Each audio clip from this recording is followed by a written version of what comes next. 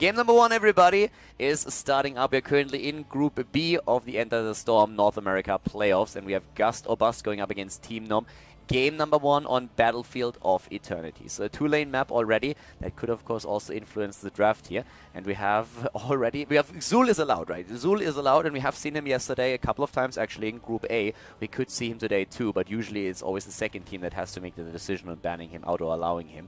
So Gust could ban out a Li Ming. They could ban out Zul here. There's, of course, a couple of heroes that can have a huge impact on games on Battlefield of Eternity. We've seen high focus on Zeratul as well, but in this case, it's actually Zul that gets banned out. So no Necromancer in game number 1.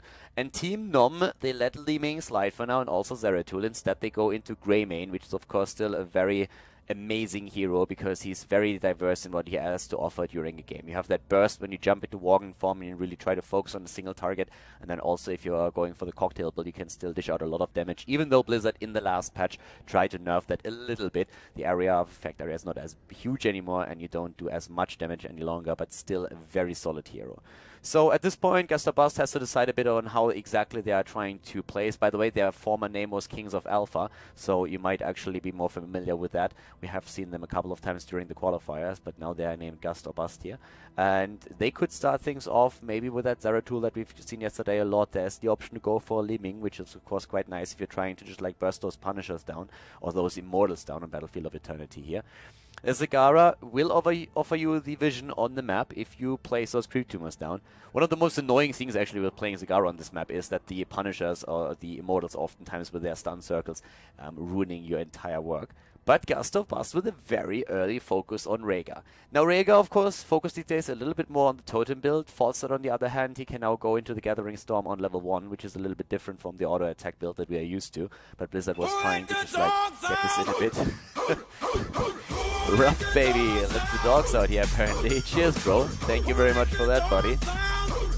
It was great meeting you in Katowice, by the way, dude. And let's see. Li Ming! Always a pleasure, boss. Thanks, dude. Li Ming has been chosen, so we have Li Ming on Tyrande. So with Tyrande, you actually have one of those scenarios where, first of all, as a solo support, she's always a bit of a, I don't really want to say a liability, but it's always like forcing you in a certain playstyle, just because you will have to dominate the earlier stages of the game. The one big asset that she has on Battlefield on Eternity is that you can get extra damage in on those Immortals, which is great to burst them down. Having Li Ming here is, of course, also pretty sweet. I mean, we have a lot of damage already set. And right now, Team NOM could go into a melee assassin, they could go into like a Sonya if they get that chance, for a Bruiser, for example, at the front line together with a tank, or they could decide to go into a second healer plus a very strong tank like Muradin, who unfortunately for them gets banned out right now. We could end up with Gust or Bust going into a Johanna here at this point, which is still pretty tanky. Double warrior front lines are still possible for them, of course, now as well. And for Team NOM, I mean, when we're talking about like the potential ban here on their part, they have to really think about that Sonya first of all, which could be used by Gust or Bust as well. We're still talking also a bit about the range damage. Earlier already, we saw a showing of Zagara. They decided against it, but it's still a pick that would make sense in the later stages here, especially depending on what your frontline is going to be. For example, Zagara and an ETC would be a really nice combination for them here. That is definitely something that they can aim for if they want to. Using Zagara with the Morph or a setup for the Morph Pit would be quite powerful, and then you have Falstad behind that with the damage. We've even seen a couple of games where he used the Hinterland Blast again. So Zeratul, another option, of course. We've been even expecting him a little bit earlier in this draft. But yeah, Zagara, Zeratul, Sonya, all potential bans here, even a ban on ETC. The problem for NOM banning out a frontliner, a tank, is that Gust or Bust would then limit the options even more by picking their own, and that would of course like force the hand of NOM a little bit.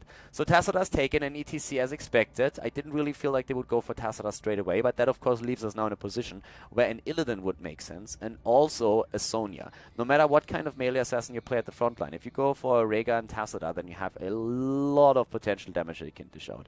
A Zeratul would work with his combo as well, by the way. So you could go into all of these melee assassins. They all cater to a bit of a different playstyle, but they're all very solid here. And that's something that, of course, NOM at this point realizes too. Them running a Tyrande, there's the Johanna, as expected for them. I actually would have seen it for like Gust or Bust, but that ETC makes sense for them too. The question is really, what is NOM going to take now? And either I feel they have to go into a second support, and options are limited here, or they have to go into something along the lines of a Sonya at this point. Maybe that's Zeratul. But with Zeratul going up against Tassadar, that can be quite annoying during the fights for the Immortal. If he gets into the backline, then of course he can do quite a bit of damage, but they have to be super careful. The cool thing about a Zeratul would be that they can also try and counteract DTC. But they try to play it safe. They go for charism, so they don't go for the aggressive option that they have here. They go into the second support. And with charism taken, they could also try to just like build Tyrande a bit more towards damage, or maybe like even charism. But that's definitely going to be... It's going to be an interesting composition here for them. Main damage from Liming and Greymane, a lot of sustain at the front line, Tyrande for the burst against the Immortals, but Gust or Bust is now in a pretty sweet position. Rope TV, thank you very much for the resub, bro. And yeah, for us, it's now the question. It's going to be melee assassin. That was obvious, but which one? Is it going to be that Illidan? There is a bit of stun available for Team NOM, but it's not too much. A lot of that is also ability damage that we are seeing from NOM.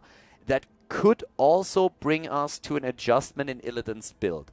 In the European scene, what we sometimes see is on level 7, not first aid, but instead Thrill of Battle. The reasoning behind that is that if you use Thrill of Battle during the fight, you get the double cooldown reduction on your auto attacks. And if you have the level 13 shield, where you can soak up some of the ability damage, and you just like reset that cooldown over and over again thanks to the cooldown reduction, then you can get a lot more value out of it than from first aid. So in the case with a Tyrande, a Liming, and a Greymane, that's actually something that they could try to utilize here if they wanted to give it a shot. Thanks for the resub, Gemini. And, well, with that being said, we have now Illidan going up against this setup here. He needs to be careful of the stuns, of course, but overall, this is still looking like a very solid composition here for him, with Rhaegar and Tassadar helping him out. Again, other options would have been a Sonya for them, or them going into a Zeratul, but as is, we're going to see an Illidan composition. So guys, let's jump in. Game number 2, game number 1 actually, Battlefield of Eternity, Gust or Bust going up against Team NOM. Game number 1, everybody, is starting up here at the end of the Storm North America Playoff Group B. We have Gust or Bust going up against Team NOM, and to the left side of the map currently Dark Chimera on Rhaegar, Killusion on ETC, Frozen X on Falstad, we have Talking Trees on Tassadar, and Tomstar on Illidan. On the other side, for Team NOM, we have Wrath on Johanna, turning 21 today, so once again, happy birthday. So Grog on Tyrande, Deadly Ice on Greymane, Daeon on Charism, and Skull Kid is playing Liming. Should be a pretty fun match that we're actually seeing there. Illidan compositions are also pretty fun to cast, of course, and in this case we are having them running with a double support to make Illidan's life a little bit easier. Gathering Storm, as already mentioned before, is the new go-to talent for Falstad. His auto-attack build has been very dominant over the last few weeks and months, and Blizzard has changed that a little bit. So now the Gathering Storm, you get actually like 2 extra damage points every time that you damage an enemy hero, which is like a huge increase from what it was before. It's like doubling the amount, which is pretty sweet. Besides that, the adjustment on level 1, like quite often you don't see perfect aim taken anymore now that Blizzard was trying to just like nerf that build around the cocktail a little bit. In this case, it's the viciousness that has been claimed by Greymane. We're having currently Greymane up to the top lane together with Illidan, so 2 of the more melee assassin styles are currently trying to fight there. Greymane, of course, in this case is going to take full use of his range build, but Killusion is already waiting on his ETC and is saying like, alright buddy, what you gonna do? But that has been called apparently. Somebody has apparently said that ETC is missing, which is why Deadly Eyes is not making the mistake of leaving his mount and he's just staying there and make sure that he's not gonna run into any kind of problems here. Also, Liming on level 1 already, immediately dedicating her first talent to the Frost Armor. Oh, Falstad locked down, and he's in a bit of trouble. Keep in mind that both of these teams are actually running a double support build. Daeon! No dash available for him. Looked very much like he was still in cooldown on the talent, and that is the first kill that we have now for Gust or Bust. Yeah, the old Kings of Alpha team is currently looking at Immortal number 1, and the cool thing, of course, that we have on the side of Team NOM is that they are running a Tyrande, which can really help with the vulnerable against the Immortals that can burst it down a little bit more. They are going to try and rely a bit on Tyrande here, but they don't really have a setup with a pre-stun, so there's no Mirrodin with a Storm Bolt, there's no ETC for the Power Slider, anything like it. And for now, at least, it's just a complete burst. Both of the teams are going for it, trying to burst them down here, and we have Illidan also now join the fight. With Illidan is of course always one of these things where you are going to try and rely more on the later stage in the game than the early game. In the late game you're much stronger once that you have your level 10, once that you have a little bit more sustain, and level 13 of course also with the 6th sense. In this case, on the other hand, they still fight with Illidan early on here. So Gust or Bust is so far doing actually like a very sweet job here. And they are also the ones who are, well, maybe a little bit behind when it comes to the Immortal, but they're protecting their own right now. And as I said before, they can let a few of these things slide in the early game, because for them it's really important to just reach the late game on roughly the same level and talent as their opponent, and then they can try and snowball it a little bit here, which is of course one of the big ideas. Especially important since after level 10 Ancestral Healing is also going to hit for Rhaegar, which will give Illidan a lot more survivability. And let's not forget about level 7 Karla's Embrace and even Leeching Plasma, which we now see. So at this point already, with the level 4 talents alone, Illidan getting a huge boost, but it's going to become even bigger once level 7 for Tacit Ice reached. And here they go, starting to jump in. Deadly Ice is down, goodbye Greymane, and now it's time for Illidan to see if they are prepared, and he is not deeming them worthy at this point. He's going for Wrath, and the birthday boy is down. Wrath is down, and so is Johanna, so is Greymane, so both of them annihilated. And the red team is getting the Immortal at least. So they were able to win the objective. They heavily committed to the Immortal, they got the objective out of it, but they lost to heroes. Early on in the game, the death timers are of course still very low, so it doesn't really matter too much. They're going to be able to catch up in experience here. Maybe like even get a bit ahead if they can drop both of these towers. Li Ming taking the top lane, going up against Illidan here. And we have at the same time now Searing Arrow after Rangers. So with the double support style, we are seeing Tyrande focus a bit more on damage, which she should, of course. And at the same time, the Charged Blast now for Li Ming.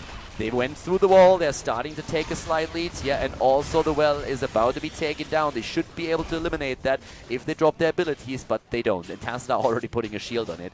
If you lose well, then you lose a lot of lane sustain, and they want to make sure that this is not going to happen. So Illidan can at this point start to look at those camps. Immolation is of course one of the most important talents for him to really make sure that he has a bit additional wave clear. For now, Sukruk is already on his Tyrande looking at the top lane. They're attempting to jump on the melee assassin if they get a chance to do that. But at the bottom of the map we have at the same time Talking Trees, Collusion and Dark Chimera trying to get the first camp, and they do.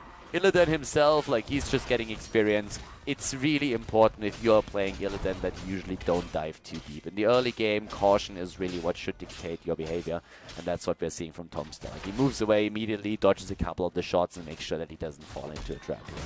So with level 7 being hit, also a cleanse now being used, Illidan is going to be very thankful about that, especially of course once the Tyrande is going to start to jump in. Falstad flies in, is trying to help out. Power Throw and Boomerang are the talents.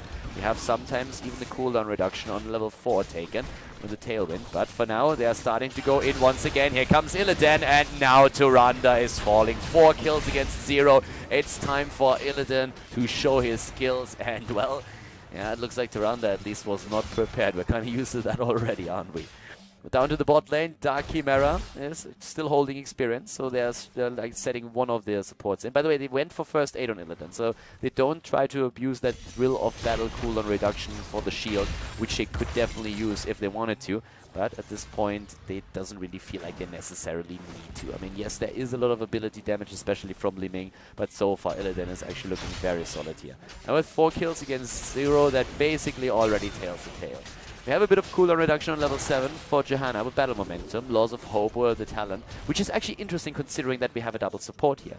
I mean, with a double support, we could even see Karazim also go, of course, into the 7-sided strike. There's not really too many tanks around that are really hit point heavy, but if Illidan dives a bit too deep, then that might still be a tool that they can use to force him back or at least bring him low. Well, we'll see. Palm, of course, can be quite useful in any case, but still, 7-sided strike, if you're trying to burst Illidan away, might be the way to go for. The blue team is once again starting to lose their Immortal here, and they have to fight for it, but we have a rotation to the bottom because one of the camps was taken. Good timing here for the team in blue, for Gust or Bust. But at this point, as you can already tell, Illidan and Falstad are the only two really trying to drop the opponent's Immortal, and this is the second one. This one is going to be much stronger. Level 10 isn't there yet, therefore no mosh pit, but they go again for Tyrande. Here comes that stun. Tyrande gets... well, she's trying to get away, but no chance for her just yet. Frozen X with the damage puts that in. They're starting to chase them down. It's a 5 versus 4 once again, and you just don't run away from Illidan. It just doesn't happen. You don't simply run away from one of the best melee assassins in the game here. And at this point, with level 7, we're also seeing again a bit of a trap down here. They are on guard. They're trying to make sure that especially Li Ming, she's not getting ghetto status just yet. Not Lil Ming yet. That Li Ming is able to get that poke in, but there it is, and they win another Immort. So job well done for them, for the blue team, for Gust or Bust. They get level 10, but they still lose the Immortal. So both sides gain something here. The problem still for Team NOM is that they are far behind when it comes to experience by 1.5 level. Up to the top lane, we have Wrath trying to make up for that by just simply taking, of course, a couple of those minions out once more. And everything else is starting to walk to the left side. At the bot lane, it's a quad lane right now. It's a split. Only Johanna is trying to help out the Immortal up at the top. But the whole idea here is, of course, to at least get one of these forts down. And that's what they're attempting to do at the bottom. Metamorphosis has now been chosen. We have the Ancestral Healing, Mosh Pit, Mighty Gust, and also Force Wall used. Once again, Mighty Gust for the slow. They're jumping on Frozen X. Collusion comes in. He has that Mosh Pit ready. And that fail pit here did not really work out for him at all. B steps for a second. I guess he feels a little bit silly at this point. Well, Johanna already with the announcement, but still, time announcement is, by the way, so cool. Talking about like time announcement and cooldowns and objective spawns, it's so cool that we have by now a tool that finally allows us to show cooldowns on our heroic abilities and, well, basically all of the abilities in game. But yeah, that Mosh didn't really do too much there. I guess he was thinking that he had won at least with the stun, but that didn't. Yeah, that's okay. Let's just forget about it. So at the top lane, we have Tomsa going up against Wrath. Finally, we have the level 10 in play, and as expected, it is the 7-sided strike. Trying to make Illidan's life a living hell. If he overextends and jumps in a bit too deep, go for the throat is going to help with that as well. Disintegrate, Shadowstalk, and the Blessed Shield. So this is like the moment where Team NOM can try to fight back a little bit. They are, of course, still far behind in experience, but for them it's very crucial that they are trying to take maybe a battle before level 13 starts. Like the next Immortal is going to be a very important one. They are already slightly behind. They haven't really taken a fort yet, but we've seen Gust or Bust already take the fort at the bot lane. So if Team NOM wants to make up for that, they kind of have to win the next Immortal fight. And so far they've won both, but of course they couldn't really get too much out of them. At this point, if they win this one with the scaling, then it's definitely going to cost Gust or Bust at least a fort. So that's going to be very crucial for them. But still, the Mosh Pit is 20 seconds on cooldown, so that helps. That definitely gives them a bit of a time frame that they can use to jump in for it. But right now, it looks more and more like they actually start. Yes, okay, so they all start out to go up to the top. They have Tyrande, so they can start to burst that down, and that's exactly what they're trying to do with Collusion and Tomsta trying to help out. Mighty Gust being used here already. They're trying to go for the snipe, and Tyrande is once again obliterated. Having a very rough game here. Nice Ancestral on ETC. He goes in again, and Mosh Pit. This time it's good, making up for the one earlier. He gets a triple mosh off, and that is an easy triple kill thanks to Tassadar and his Force Wall. Well done by Team Gust or Bust. That was actually incredibly well played. I mean, they are jumping to Tyrande, they go for that kill, they have everything that it takes, and then they go for the mosh pit against 3 people and are completely wiping them, with the exception of Li Ming, the only hero that got away there in the end. So, very well played by them. But yeah, in this case, as you can see, we have level 13 talents now too. And that means, again, Static Shield has been taken, Sixth Sense as well, Prescience. We're having Tidal Waves and the Showstopper now. So they go for that Immortal. And as already said at the beginning of the game, in the later stage, that's where Illidan is really going to shine. You can tell that this is exactly the case. With Rhaegar's Lightning Shield, he's just jumping into every fight when he gets an opportunity. And they are having their trouble keeping him down. So Ancestral Healing is always going to come in to help him out. The shield and Tassadar is always there, and Illidan is doing a lot of work here. With Illidan, is actually, like, it's interesting that he's at this point also the top damage dealer. Usually you will see Illidan still a little bit lower in damage, but since he is just putting so much pressure on a single target, he's an invaluable force in any kind of team fight, especially since he creates a lot of space also for the backline that can now finally start to push out the damage, which in the case of Falstad is of course also going to help them in the later stages thanks to the Gathering Storm. So camps are taken again on the map. We have one currently moving down to the bottom. Falstad is claiming some experience up here at the top. They have all the time in the world, and they showcase that. They know that the camp at the bot lane is going to pressure hard, so they're waiting currently for someone to move over there. And that is Skull Kid going with Li Ming to the bot lane.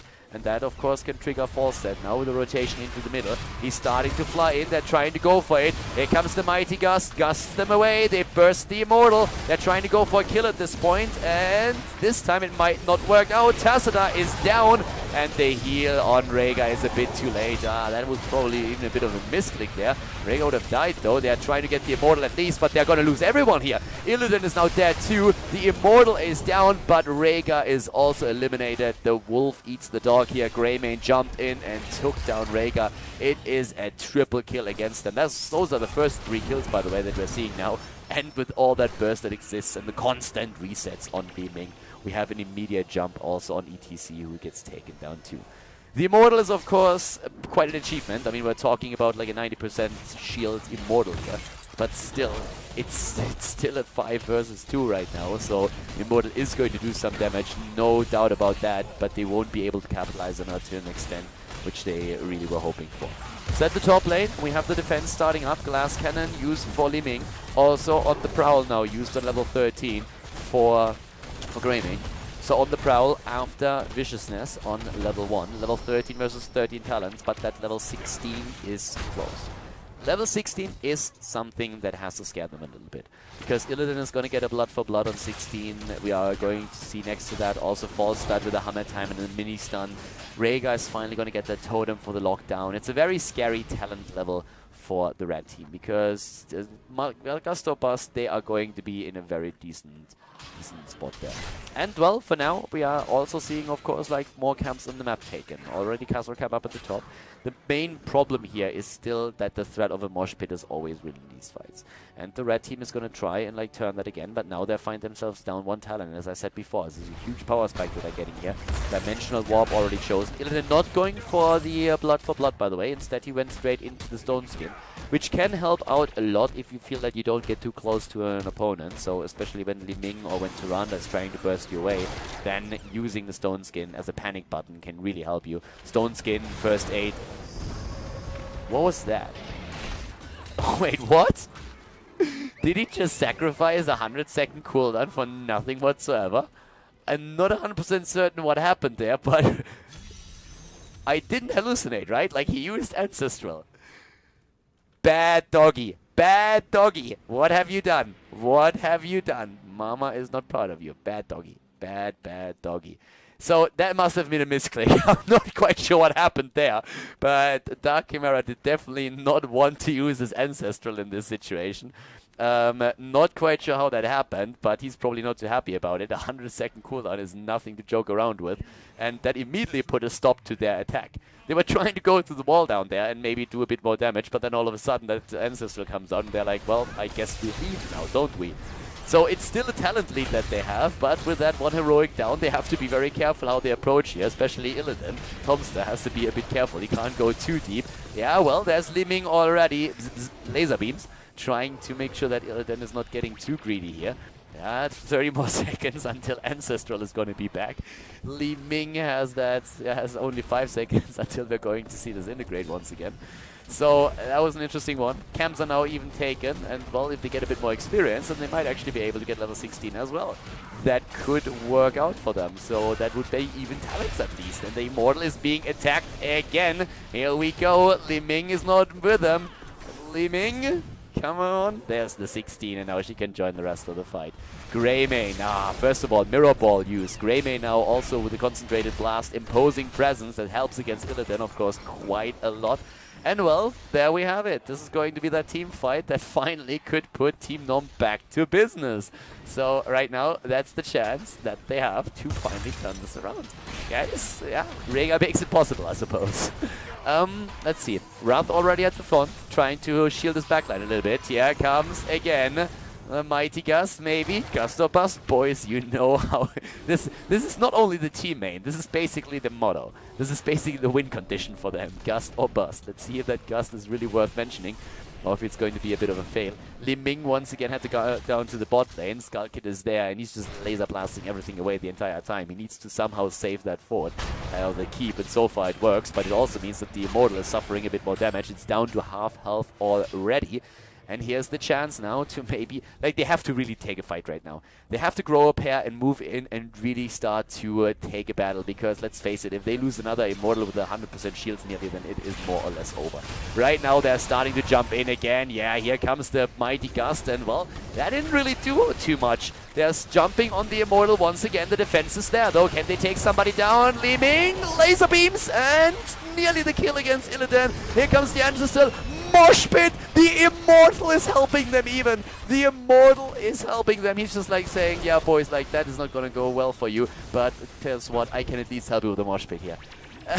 That mosh pit didn't do anything. This was not a 5 versus 5. This was a 5 versus 6. The Immortal really helping out, cancelling the mosh pit. And that's the one hero. Yeah, that's the one character that he can't stun with the mosh. I'm really sorry, but that doesn't work. So they're trying to fight once again. Here they come from every angle. Gust or Bust is jumping in for it. And Falstad nearly down. Li Ming is running out of mana, by the way, just saying. Like, she's still poking against the Immortal, and right now she has to go back. So she's trying to escape here, and it's still like a fight for the Immortal over to the left, but they can't go for, they can't really like go for anything. I mean, it's not a situation where you suddenly can jump in and try to engage, and the blue team is taking advantage of that. They're attempting to go in for a kill against the Immortal. Again, the mighty Gust. Our dog was a little bit confused for a moment, didn't really know where to go, but this Immortal is so low. 200 points is like one hammerang, and that's all that you need in this case. So once that he throws that in, yeah, it's over there. So Immortal has been taken. When it comes to siege damage, by the way, we're having 101,000 already on Falstad, so that works for him. And also, we're having 44,000 on Li Ming and Tassadar, with the main damage against heroes on the side of the blue team. I'm not quite sure if that's embarrassing for the rest of the team, or if that's something where you should like just like pat his back and be like, that's a good Tassadar right there. That a boy. And well, for now, no, Rega, no. Got stunned, couldn't use his ancestral. Great blessed shield here, actually. Falstad flies away. Cannot Gust, isn't cooldown, but that was a really good kill. Well done by Team NOM. That was actually like a pretty cool kill there, and Rega, you can really tell that he was trying to wait a bit with his ancestral healing.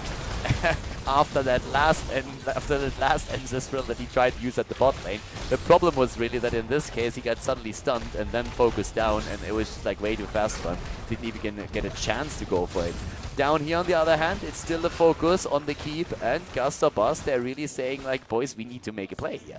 We have Rega not with us, but that Immortal, we didn't, like, take that for nothing. So we need to finally move in and do a bit of damage. Talking Trees eats an owl. And, yeah, Wrath, like, one-man army, moving in here. Well, he knows that the rest of his team got his back, of course. So they are starting to move over there.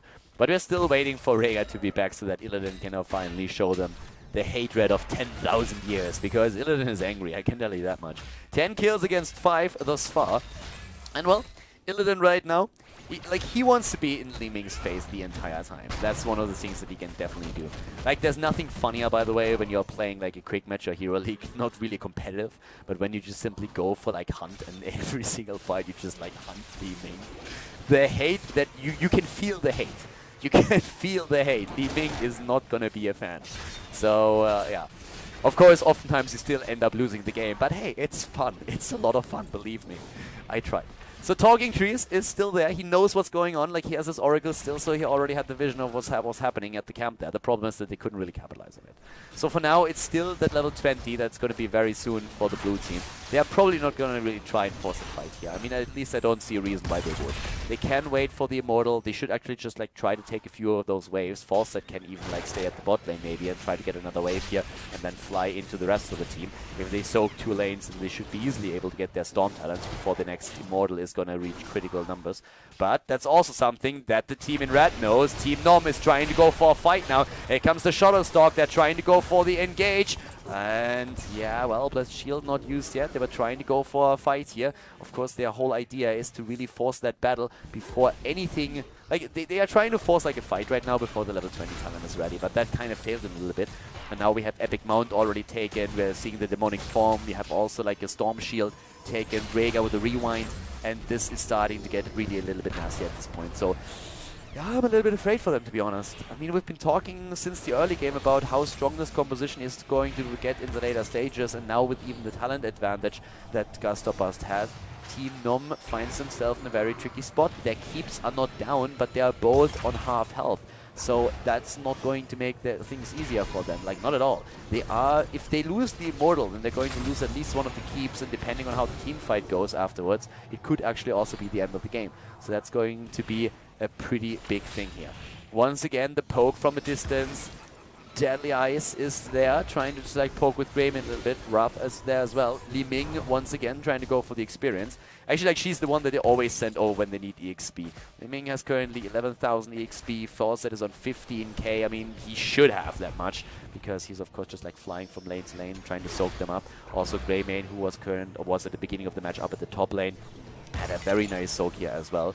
But yeah, overall, things are looking pretty decent for the team in blue. I have to give some credit here to Team NOM though. They are currently still on half health Immortal because they were able to just like poke the entire time. So it's not too shabby. Here's that team fight, but they still don't have 20, and it's the burst. This was just like a very nice Gust and a burst attempt on the side of the Team Gust or Bust. But here comes the re-engage. No level 20. They're saying like, guys, it's now or never. Let's go for it. Go hard or go home.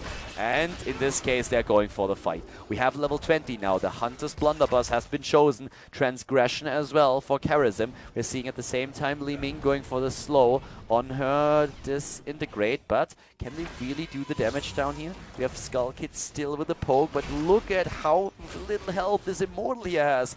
They're trying to zone as much as they can. But Talking Trees is there. And the Immortal is eventually going to fall. Yes, Frozen with the Hammerang is going to finish it off. Hammerang is taken, 50% shield, and now again a situation for Team NOM where they have to simply say, okay guys, we need to force a fight.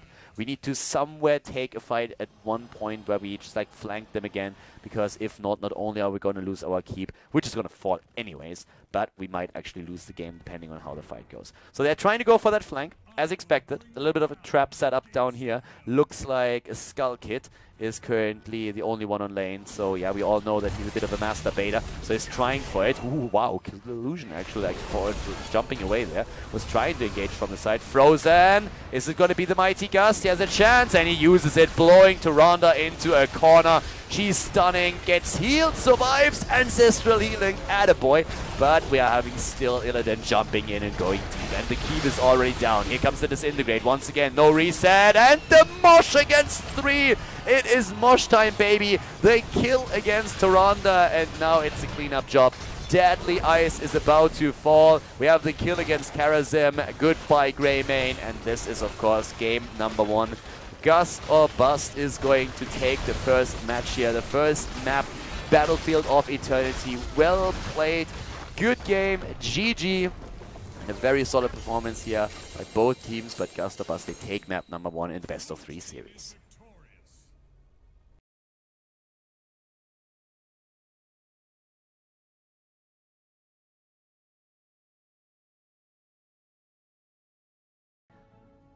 Game number 2, everybody, on Towers of Doom. We are still in Group B of the Enter the Storm playoffs in North America. And at this point, Team Gust or Bust is in the lead against Team NOM in our first game of the day of the group. We have a ban on Zeratul. No Zul ban. Are they banning Falstad? Do they confirm that? Or are they going to go for Zul? We have seen Zul yesterday twice. And they confirm Falstad. Falstad is very, very powerful on Towers of Doom, especially in the later stages of the game when we have triple altar events. But for now, we have the Necromancer once again in play. Awesome! So, a little bit of a Zul party, and Greymane Thrall are immediately being locked down by NOM. Keep in mind that it's also the map choice of Team NOM at this point, so they might have a bit of a draft prepared for us, or at least a strategy where they say, hey, we are pretty successful with that. We want to make sure that we have a chance to bring this into game number 3. For Team Gust, I mean, at this point there seem to be like two ways how you actually like try to focus with Zul. And one of them you go for a full skeleton build, and in the other one you have more on like a bit of a focus on the curse strikes, but mostly on level 16 the amplify damage when you're going for your bone prison. So that can be quite sweet if you're trying to lock somebody down. Muradin would cater towards that with a stun that he can follow up with. So we have Rhaegar also for the heals, a hero that Gust already prioritized in the last game very highly, but for now they take him whenever, as soon as they got the chance. It comes to the point now where we have our second bans though, and right now a few of the things that Gust is still missing is range damage, of course. So apparently like Nom is afraid of running into something like an Illidan again. I don't really feel like that would be a problem, because if Gust would really go for Tassadar plus Illidan, it would leave them without a real backliner. They would really just like give up on having a very strong range damage dealer. So I could have actually like seen a ban on one of the range damage dealers, maybe even on a Jaina, considering that you are trying to burst with Muradin, with Zul's Bone Prison, and like try to focus a hero down. But a Tassadar ban would definitely put us into a spot where Nom tries to deny what happened in the last game. So that could happen here.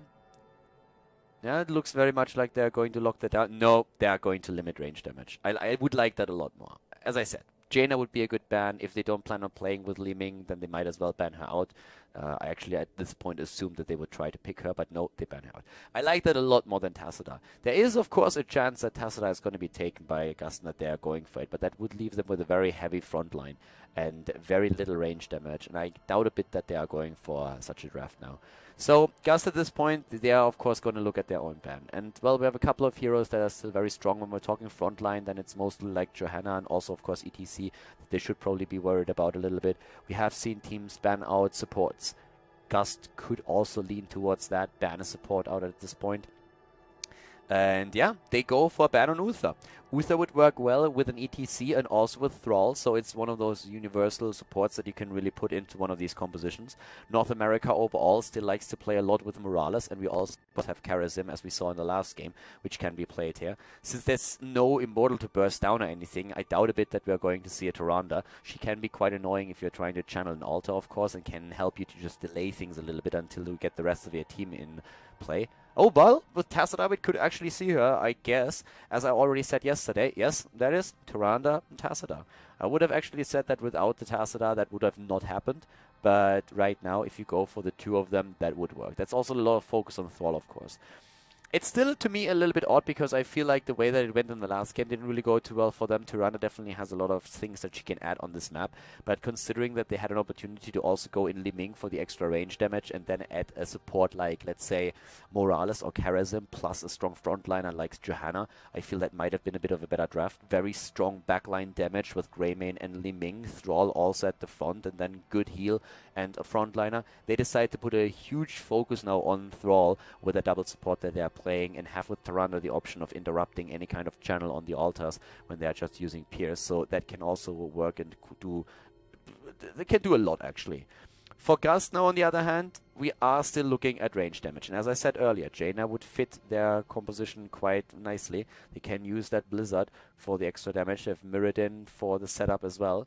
Besides that, Jaina, I would like a Jaina. I think with a Jaina they could also go for maybe a Sonya even. If they want to play a very strong front line, Sonya might be the best choice for them at this point. If they want to like switch things up a little bit, I mean, they could also look at another ranged hero. Personally, I believe that we've actually seen quite a bit of Vala, for example. That would be another option. So you could play that.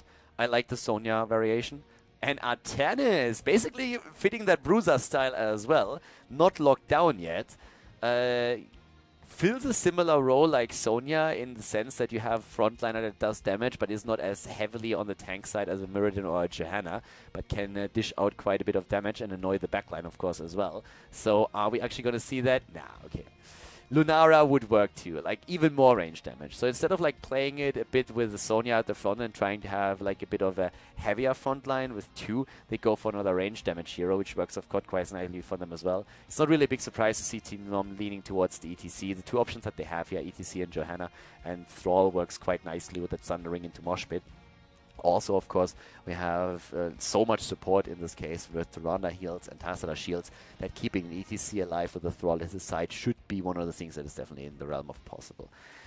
Gust versus NOM. Game number 2 is starting up in a few seconds, guys. So let's get ready and see which team is going to take it here. Will Gust be able to claim the 2-0 victory, or is NOM coming back into the series and can force game number 3? Let's find out together. Game number 2, everybody, has started up, and we are looking once again against Team NOM versus Mighty Gust, not quite, but yeah, Gust or go home, aka Gust or Bust. Currently to the left side of the map we have Team NOM with Wrath on ETC, we have Daeun on Tassadar, Deadly Ice on Greymane, Zugruk on Tyrande, and Skullkid on Thrall. And to the right side, up one map in the best of 3 series, it is Gust or Bust with Dark Chimera on Rhaegar, Frozen X on Zul the Necromancer, Tomster on Lunara, we have Talking Trees on Jaina, and Killusion is playing Mirrodin in the second game. So on level 1 already for Zul we have Shade. It's basically the talent that you at least in the North American scene see every single time as the level 1 talent. So going for the evasion that you have there. That's one of the things that you can that you see a lot. We have still 2 builds that the teams are using right now. Oh, already Bone Prison being used against ETC, and guess what? He is down. That lockdown is just a little bit too much. And that's exactly what we've been talking about earlier. If you are able to go into that, then you can just simply use Bone Prison, use the Blizzard, you use the Stormbolt, you lock the target down hard, and you take it down. And that's what happened right there. So this is going to be the name of the game during the entire early game, and also like in those team fights then later on for the team in red here. So Gust or Bust are going to try to repeat what you just saw a couple of times there. The double support is going to attempt to deny that to them for as long as they can, so that Greymane can get the damage in and Thrall is able to snowball a bit. And Thrall has actually made a couple of adjustments already for his own build. So instead of him going straight into that Chain Lightning build, which we oftentimes see, we are seeing him currently with a Seasoned Marksman. So they are already working towards the late game here. Of course, as mentioned before in the last game, once that Tassadar gets his level 7, things are looking a little bit better for the blue team. That's when Team NOM will finally have the preload on the shields thanks to Carlos Embrace. But also towards the later stages, we are going to see Thrall have more of an impact thanks to that extra damage that he is going to get on his Seasoned Marksman stacks. But I'm going to have a closer look at, keep you guys informed here. That's also why it currently looks like they're going to let this first one go. There's at least, oh, there's actually like a fight attempt here. Oh, the burst against Mirrodin, Tyrande working nicely here together with a stun on ETC. That's of course one of the things that you can still use in the early game. I mean, overall, their combo gets a bit stronger towards the mid game, towards level 10. Quite a lot because of the talents that you get and the nature of these talents. But at this point, if you get that lockdown with Tyrande and ETC, then you can still go for the kill. And that's what they just showed there. But the death timers are still very, very low. Mirrodin is making his way in. Still the first altar firing towards the red team's core. Job well done. Actually, very well done by Team NOM. And all of that happened with a talent disadvantage, actually. I'm liking the level 4 talent, by the way. It is the increased range on the Spectral Scythe. This is something that I find very cool because, well, so far in the games that we've seen on the North American server, at least with Zul, we've mostly seen Jailers taken as the level 4 talent, which is a talent that Europe hasn't really touched yet when it comes to Zul. Europe also, with the same talent we're seeing in this game now, Death's Reach, being claimed. So it's pretty cool to actually see that both of the regions have a different approach to the new hero at this point. And, well, that's one of the beautiful things about having different metas, that you actually see these slight adjustments. Talking about like adjustments and moves on the map, a lot of experience already gathered by the red team up to the top lane thanks to the towers that they take down. But that is time and space that is being used by the blue team to steal a few of the camps away. So they steal the one at the bot lane here first of all, and they're trying to put a bit of pressure in now themselves. We're having still on level 4 Pierce taken. No Empower, so no cooldown reduction. You don't really need to go for the full heal build here in this case, since we're having a Tassadar in the game as well. But at least having Pierce makes sense because you want to make sure that you buy a bit more time. If one of your opponents is on an altar channeling, you can use the Owl to put that in. Thrall also playing around a bit with this build here. He goes into a very aggressive stance here, not only with Seasoned Marksman, but also that Envenom is, especially in the earlier stage, is going to be a bit helpful to mitigate that lack of poke damage that you would usually have for this chain heal. Sorry, the Chain Lightning. Chain heal on Thrall might be a little bit OP for the sustain here, but I feel the damage output would probably drop too much. So Feral Heart also chosen, and Feral Heart again for the sustain on Rhaegar, so he's not gonna have that problem with mana anytime soon. Rhaegar should stay in the back most of the time. They're trying to go for Wrath once again. Yeah, the birthday boy might be in a bit of trouble at level 7. That's a huge talent, as I said before, for the blue team. We're also seeing again Ratma's Blessing being used as self-sustain on Zul. Zul is channeling the one in the mid lane, by the way, and he gets it. Full channel through, shots are being fired, and now we have the engage. Immediately they're trying to jump on Thrall, and Thrall is down, but it could be the end of Greymane as well. He's barely getting away. Oh, and Frozen, the Scythe is making him one head shorter. Well done. Very well done. Bam. The Scythe just completely decapitalizes him, and then he is dead as well. Well, a double kill here now for the red team. They get also a second shot in, and that is all of a sudden Gust or Bust again with a very nice lead in the game. 32 points on the core against 36, and they're just like showcasing their own strength here. Rhaegar, of course, also with that cleanse now in good position. They're seeing also the splintered spear taken. So in this case, this is also a bit of an interesting point. Wild Vigor is oftentimes taken, but this is definitely an interesting one. So yeah, you have a bit of area of effect, I suppose, now with the talent. Uh-oh, here comes on the other hand now a bit of trouble brewing, especially from the backline. Nice wraparound here, and they kill against Lunara. That's something that they definitely didn't expect. Gust or Bust did not see this one coming, and that happened out of nowhere.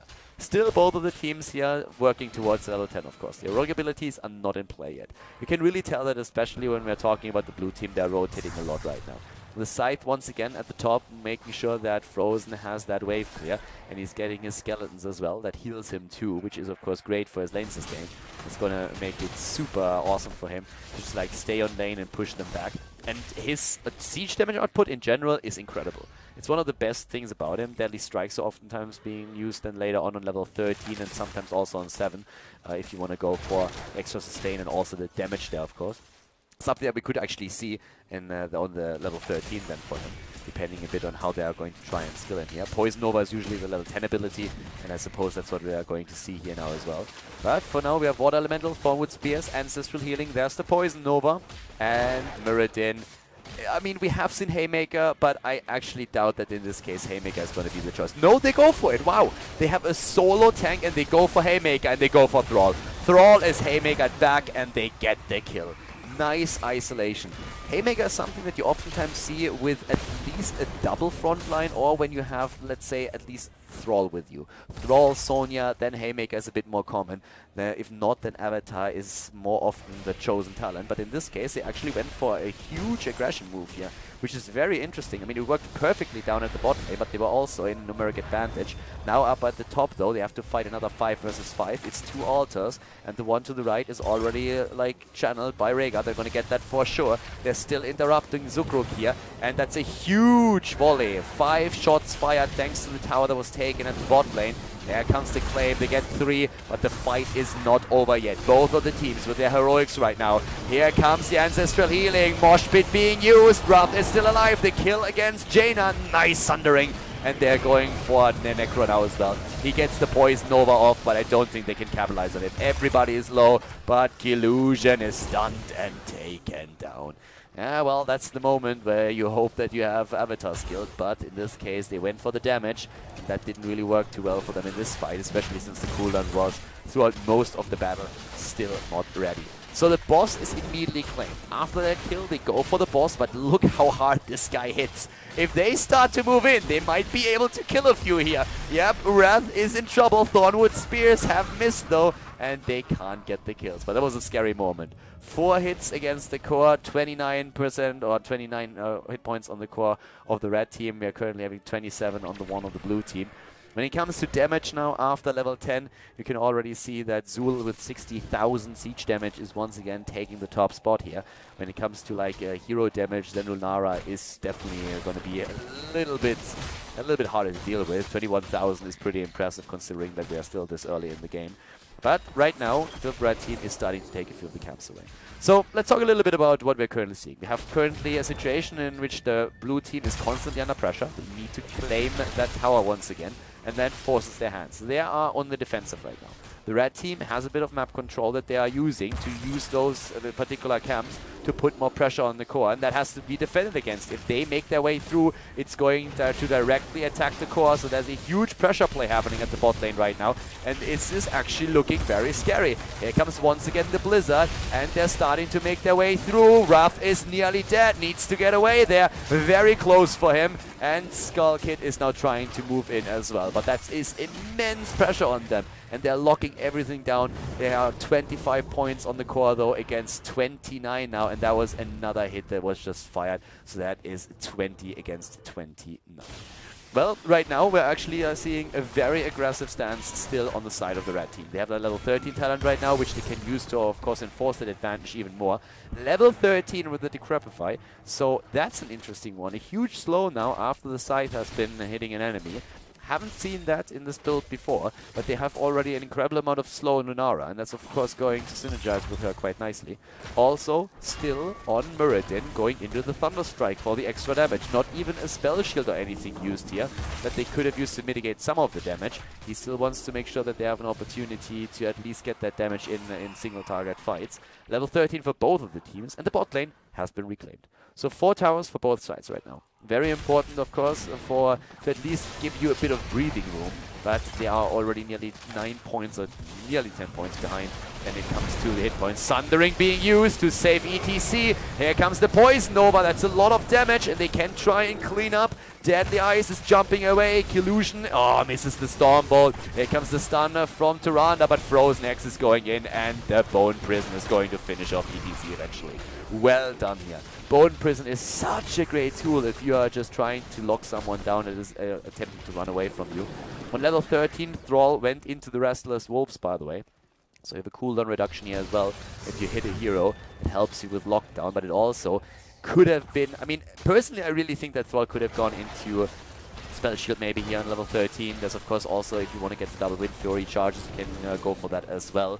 So, sorry, the double Frostwolf Resilient charges on your Wind Fury. That's something that you could have gone for too, which is very common, actually, if you're trying to go into a bit of an auto attack build. And currently, Thrall is at 15 Seasoned Marksman stack, so that's a bit of extra damage. Maybe not as much as you would hope for, but it's not too shabby. And over towards the late game, this is just going to get like more and more. So I feel in this case they could have gone for more of a Wind Fury focus. 3 shots fired now against the core over here, up at the top lane, by the way. Another tower is now dying. So 2 are taken, the one on the top, the one in the middle. It's 2 against 6 at this point, and a huge problem for Team NOM. Team NOM is now going to face Zul as well. He's starting to move in from the side, can go for the Bone Prison. He goes for it against Tyrande. ETC is already about to fall. Skull Kid at the bot lane is also in trouble. Tomster poking from a distance. Again, Haymaker isolating Thrall here. He runs into the tower. There's no escape. He's going to die. And this is a 5 versus 3 scenario again. And there is another altar, of course, that is being channeled by Frozen X. That's another 6 shots that they get. They're gonna get 7. They're moving down to the bot lane. They're gonna get 7. Or are they? Because this one is nearly reclaimed. Maybe Zul just screwed it up a little bit. No, there it is. This is all that they needed. A massive barrage has started against the core. 26 versus 13. And if they reclaim the middle, this is just going to continue. Level 16 talents are by now also ready, and now we have the flowing wounds as well. So, yeah, the cooldown reduction here as well. It's actually kind of interesting. I've never seen so far a Zul build with a full focus on the Spectral side. It's a very interesting touch. Usually most teams go on to amplify damage on level 16 if they don't go for the Skeleton build, which we've seen a couple of times now as well. So, that's an interesting move too. Of course, 1 tower versus a tower. Again, the exchange. It's so much pressure that you're under in a situation like this. Numbing Blast has been taken on level 16 on the side of Jaina now. We're having the Starwood Spear, and there's just like camps taken all over the place. Zul could go to the top lane and try to take that down. I mean, he has that siege damage that we've been talking about. 16 at least now for both of the teams, and that completes the cocktail build with a concentrated blast. Again, after the patch changes, we now have oftentimes level 1 adjusted. The attempt to go for Mosh Pit here, maybe. Ruff starts to move in, gets Haymaker though. Nearly the kill against Lunara, but a good ancestral healing. Sundering is decent, but not good enough to keep them alive. A triple kill against them. Well played by Gust or Bust. Really nicely coordinated here, taking everyone down. But it looks like Jaina might actually fall. Yes, a bit too far out. Deon is trying to escape, shields himself. Okay, that's going to at least keep him alive. But we all, of course, know what that means. I mean, it's a 4 versus 1. And who's up at the top lane? It is your friendly next door neighbor, the Necromancer. And he's going to try and go in for that particular tower. And if they get this one, then it's going to be an endless barrage that is going to hit the core of the blue team. And things are not looking pretty at all. So at this point, 58,000 damage on the side of Lunara. We have 115,000 siege damage on Zul. And that is the start of the barrage right now. So shots are being fired, and they are just moving down to take the altar right over here. Deon is already attempting to burst one of the altars down, but shot after shot is coming into play. They go for the boss as well, first of all, and this one is going to fire another 4 shots. Like, things are looking really, really bad right now.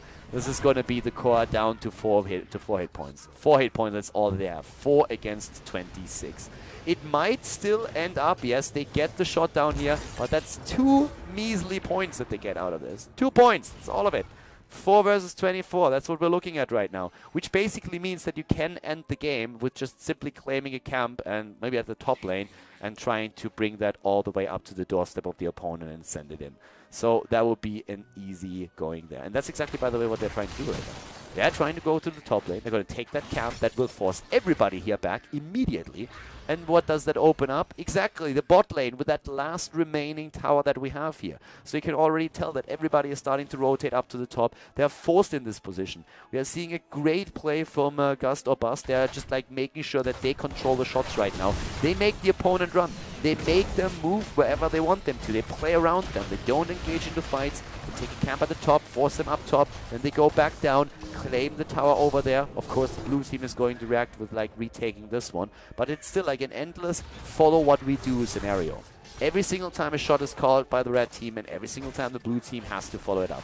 They're a little bit late on the burst here, down here though. So that's a bit weird. Like, I'm not quite sure why they're actually waiting this long, because now they have to fight without the level 20 advantage. They should have waited for that. Here come the camps though, and they take this one down. So it worked out for them in the end. Was a little bit closer than they were probably hoping for though. And right now, they will hit the level 20s. They're starting to rotate up to the top again, and with level 20, they're going to make that play. They can wait for the next, like, keep in mind, the next boss, the next altar, no matter what, it's going to finish the game. And it's the worst case scenario. It's a triple altar event.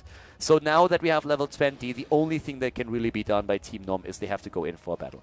Mortal Wound has now been taken as well, so less healing once that's being hit. Here comes the fight, 20 against 16 talents, ETC with the mosh pit in the back, but the kill against Thrall and Tyrande, and that is lights out.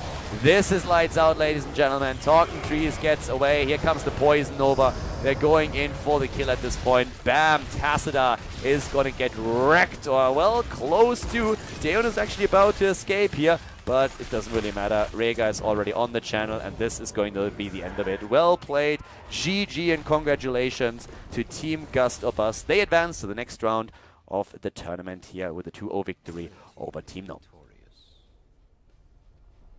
And that is it, everybody. GG and well played. The game's over, and therefore also the video for today here on KhaldorTV. We had another great Heroes of the Storm match, and I hope that you enjoyed it. Also hope that you enjoyed the commentary, of course. So thank you very much for tuning in today. If you enjoyed the video, make sure that you give it a thumbs up on YouTube. And of course, if you haven't subscribed to KhaldorTV yet, you should definitely hit that sub button as well. If you have some friends that like Heroes of the Storm, then definitely make sure that you show them the channel and also the video. There's a lot more where that came from. We're going to have like continuous content throughout the next few weeks with more Heroes of the Storm matches played, not only on the European server, but also on the North American server, in tournaments, in leagues, and more than that.